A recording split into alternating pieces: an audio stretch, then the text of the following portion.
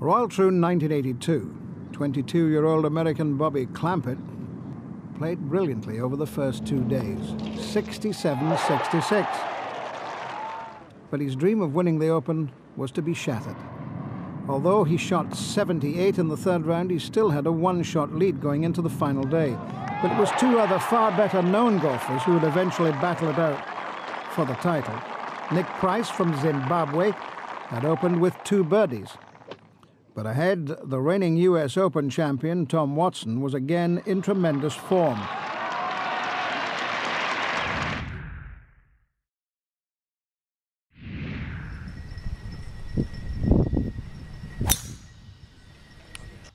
Hey guys, Christo Garcia, my swing evolution. I had a couple lessons last week with Andy Brummer and Greg McHatton, and they are from the lineage of Ben Doyle, and so is Bobby Clampett. So I wanted to show you a couple of my golf swings. I'm trying to have a little softer wrists and arms. I've always talked about this, but I'm trying to max it out. There's always more I can do. So I'm hitting the ball pretty well. I'm getting pretty good distance out of this swing. You can see that little bit of caddy drag there, little foot drag. And then from almost down the line, yeah, just a soft transfer of weight. And I'm really picking up some effortless power. So I decided that I should do a breakdown of Bobby Clampett's golf swing. And I think this is really, really interesting. Most people know Bobby Clampett from CBS Sports or being a golf newscaster, but he has one of the finest golf swings you're ever going to see. And we'll take a look at that real quick. He's got tremendous lag. As I mentioned, I got to make a CBS Sports special with Bobby Clampett. And I was with him over a couple of days and saw him hit golf balls. And it's really impressive to see a professional hit a golf ball up close. And this was 10 years ago. I hadn't even started my swing evolution yet, but I was really, really impressed with Bobby Clampett. And what's kooky is I was a huge fan of Bobby Clampett when he was young. When he was, you know, at the beginning of this video, I showed him he had a great shot at winning the British Open. And if I remember correctly, he had over 300 yards to a pot bunker. He decided to hit 3 irons, so he wouldn't make it all the way there. It's probably like 310 yards.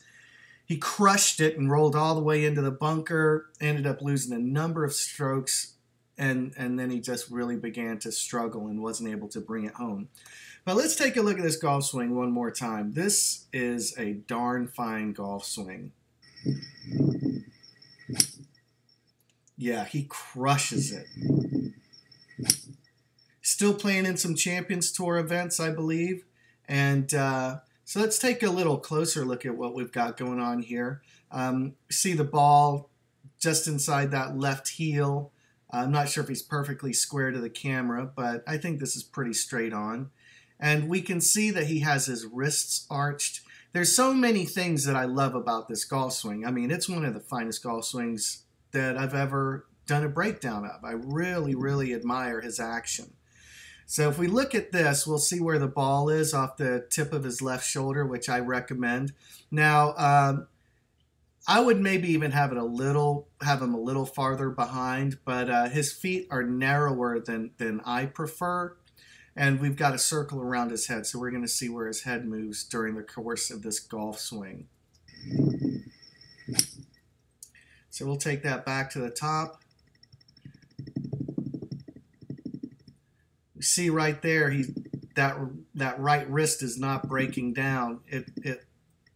It's a mini caddy drag, which I'm also trying to do.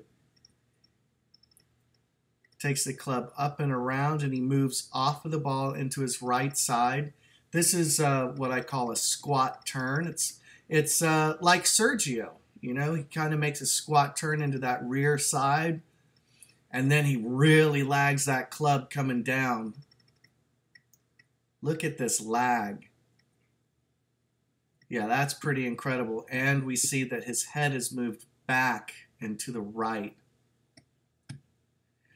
See, I would, if I did anything, I would say widen the stance just a touch and start with the head a little bit more to the right. That seems to be quite a serious head move.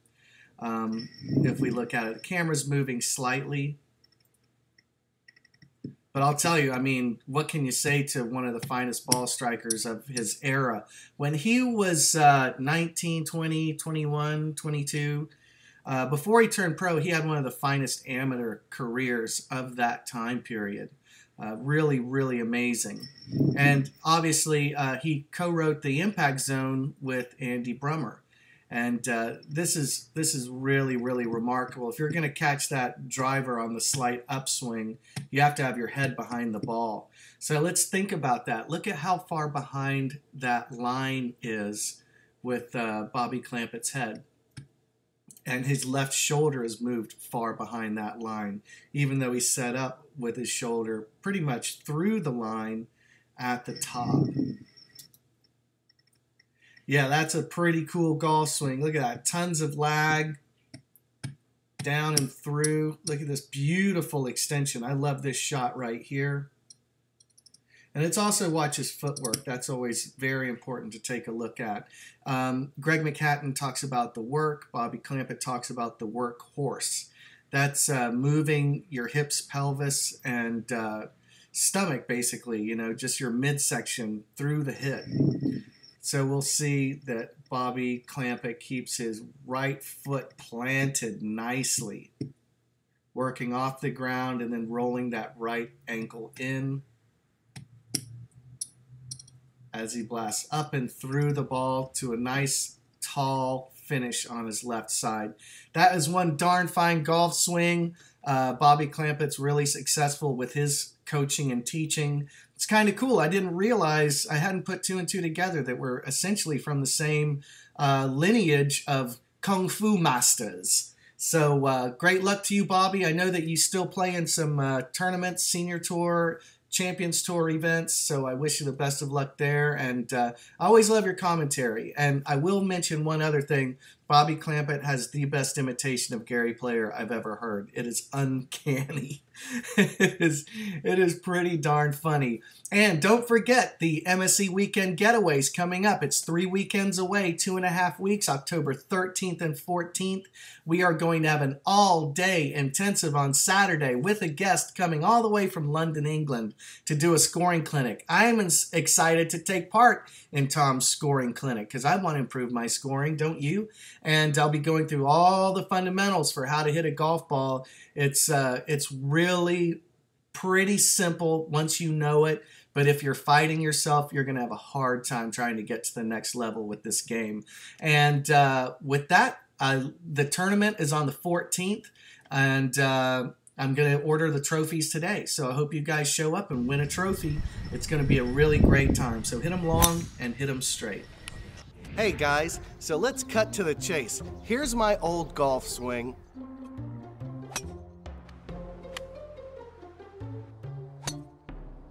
And here's my new golf swing.